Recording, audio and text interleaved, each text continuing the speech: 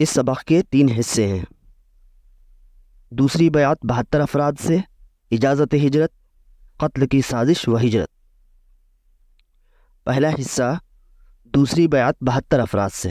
ہم جانتے ہیں کہ سن 1190 میں 6 لوگوں نے، پھر 1290 میں تقریباً 12 لوگوں نے آپ علیہ الصلاۃ والسلام کے ہاتھ پر بیعت کی تھی اور مسلمان ہو گئے تھے اور مدینے میں جا کر اسلام کی تبلیغ شروع کر دی تھی۔ سن 1390 میں مدینے سے 72 مسلمانوں کی حج کے لیے مکہ آمد ہوئی۔ آپ علیہ الصلاۃ والسلام نے ان سے جن باتوں پر بیعت لی ان میں سے چند یہ ہیں۔ چستی اور سستی ہر حال میں بات سنو گے اور مانو گے، تنگی و خوشحالی ہر حال میں خرچ کرو گے، بھلائی کا حکم دو گے اور برائی سے روکو گے، جب میں تمہارے پاس آؤں تو میری مدد کرو گے، اور جس چیز سے اپنی جان اور اپنے بال بچوں کی حفاظت کرتے ہو اس سے میری بھی حفاظت کرو گے، اور تمہارے لیے اس کے بدلے میں جنت ہے۔ اسباق و عمل۔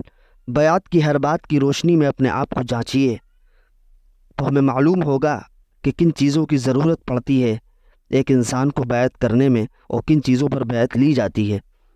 ہجرت کی اسپرٹ اور مقصد کو یاد رکھیے۔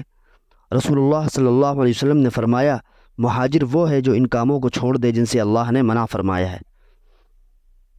یعنی گناہوں کے کاموں کو چھوڑ کر نیکی کے کاموں میں لگ جانا بھی ایک ایسی ہجرت ہے جو اللہ کو بہت محبوب ہے۔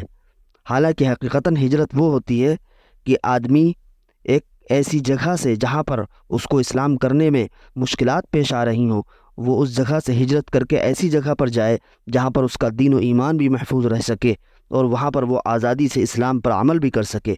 اور یہی چیزیں صحابہ کرام کے ساتھ پیش آ رہی تھیں، اسی لیے انہوں نے مدینہ ہجرت کی۔ دوسرا حصہ اجازت ہجرت۔ ہجرت کی اجازت عام مسلمانوں کو۔ ہجرت کی اجازت مسلمانوں کو عام طریقے سے مل چکی تھی۔ مشرکین مکہ کے ظلم و ستم کی وجہ سے مسلمانوں کے لیے مکہ میں رہنا دشوار ہو گیا تھا۔ اب مدینہ میں اسلام پروان چڑھنے لگا تو دوسری بیعت کے بعد آپ صلی اللہ علیہ وسلم نے مسلمانوں کو مدینہ کی طرف ہجرت کرنے کی اجازت دے دی، اور اہل ایمان آہستہ آہستہ ہجرت کرنے لگے۔ صحابہ کرام نے ہجرت کی خاطر بڑی قربانیاں دیں۔ کسی کو گھر بار، مال و اسباب چھوڑنا پڑا تو کسی کو تجارت اور کاروبار، رشتہ دار، باپ، بھائی، بیوی و بچے وغیرہ، مگر وہ خوش تھے کہ اب مدینہ جا کر پوری آزادی سے ایک اللہ کی عبادت کر سکیں گے۔ ظاہر سی بات ہے ہجرت کے اندر یہ قربانیاں دینی ہی پڑتی ہیں، جس میں یہ تھا کہ ایک بھائی مسلمان ہے تو دوسرا بھائی کافر ہے، اور بیٹا مسلمان ہے تو باپ کافر ہے، یا بیوی مسلمان ہے تو شوہر کافر ہے۔ تو ظاہر سی بات ہے ایسے لوگوں کے درمیان سے صحابہ کرام کا نکلنا کس طریقے سے کتنا مشکل تھا۔ اسباق و عمل۔ اللہ کے نیک بندے اپنے ایمان کی حفاظت کی خاطر ہجرت کرنے سے بھی پیچھے نہیں ہٹتے ہیں۔ ہر دور میں دین حق کی نہ صرف مخالفت کی گئی بلکہ سچے دین کے ماننے والوں کو مختلف تکلیفوں کا سامنا بھی کرنا پڑا، مگر آخرکار حق غالب ہو کر رہا۔ تیسرا حصہ قتل کی سازش و ہجرت۔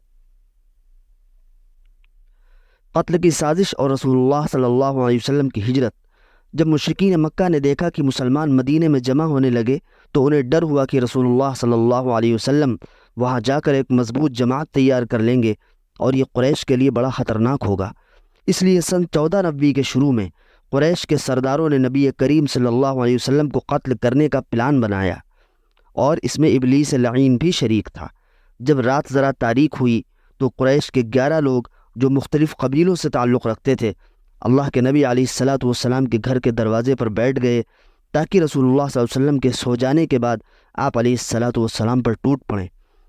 اور یہ 11 لوگ مختلف قبیلوں سے اس لیے تھے کیونکہ انہیں معلوم تھا کہ اگر ایک قبیلے کا فرد اللہ کے نبی کو قتل کرتا ہے تو قریش سے مقابلہ کرنا آسان نہ ہوگا، اور اس پورے قبیلے کو اکیلے قریش سے مقابلہ کرنا پڑے گا، اور جب 11 افراد ہوں گے تو یہ لڑائی 11 قبیلوں کے اندر بٹ جائے گی۔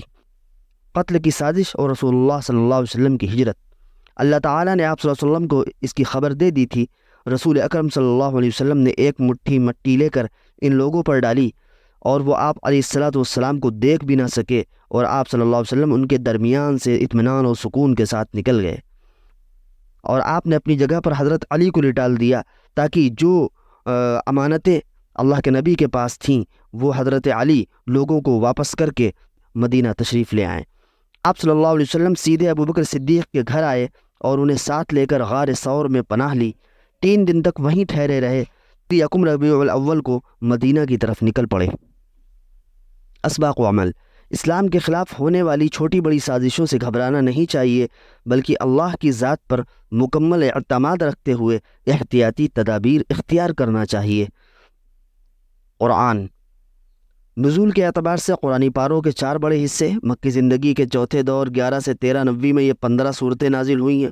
سورہ انعام، سورہ اعراف، اور 11ویں پارے میں یونس و ہود، یوسف، سورہ رعد، ابراہیم، حجر و نحل، تقریباً 8 پاروں کے برابر، کم از کم 7 سے 14 یاد رکھیے سوائے 10 کے۔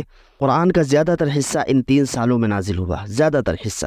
ان صورتوں کو سمجھ کر پڑھیے تاکہ کچھ اندازہ ہو کہ کس طرح اللہ نے مسلمانوں کی تربیت کی ہے اور کس طرح انکار کرنے والوں کو سخت وارننگ دی گئی ہے۔ حدیث: قرآن مجید کی آیات اور حضرت محمد صلی اللہ علیہ وسلم کی احادیث نے صحابہ کرام کی زندگیوں میں ایمان کو اتنا مضبوط کر دیا تھا کہ ان کے لیے بڑی سے بڑی قربانی دینا بھی مشکل نہ تھا۔ ظاہر سی بات ہے، ہجرت کوئی چھوٹی قربانی نہیں، بہت بڑی قربانی ہے، جس میں اپنے مال و اسباب کو، گھر والوں کو چھوڑ کر اللہ کے راستے میں تن تنہا نکل کھڑا ہونا ہوتا ہے۔